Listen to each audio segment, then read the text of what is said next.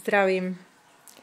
Smejem sa, pretože mňa to buď chytí vo vani na záchode, alebo pred vaňou, ako napríklad teraz. Asi počuješ tú vodu. Idem sa okúpať. Ale ešte predtým, než skočím do tej vane, tak ti chcem povedať, buď na seba hrdý, hrdá. A nepozeraj sa naspäť. Pozbieraj si, ja tomu hovorím, tie neviditeľné kľúče. Daj si ich všetky k sebe, do vačku.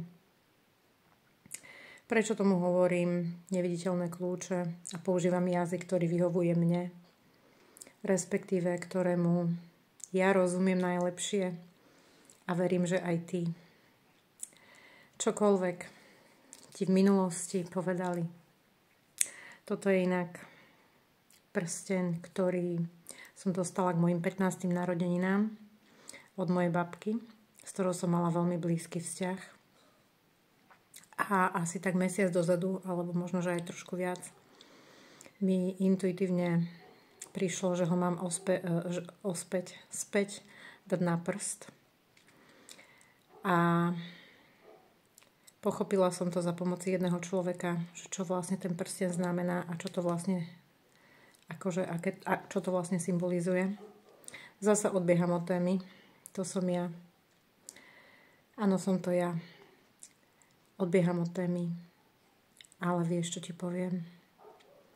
Že ten jazyk, ktorý používaš a s ktorým ti chodia tvoje downloads, tie myšlienky, tá komunikácia, tá Wi-Fi, ako sa ty spojíš s tým vyšším vedomím, a veľmi veľa ľudí to zobralo a trošku iným smerom.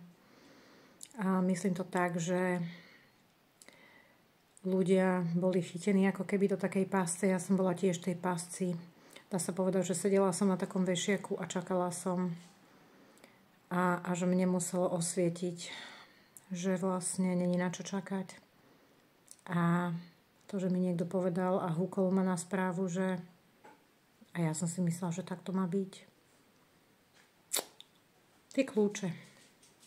Má ich uložené.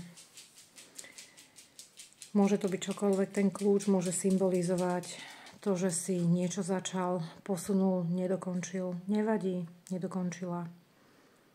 A to je vlastne to žitie, ako sa hovorí, že I'm living in the end.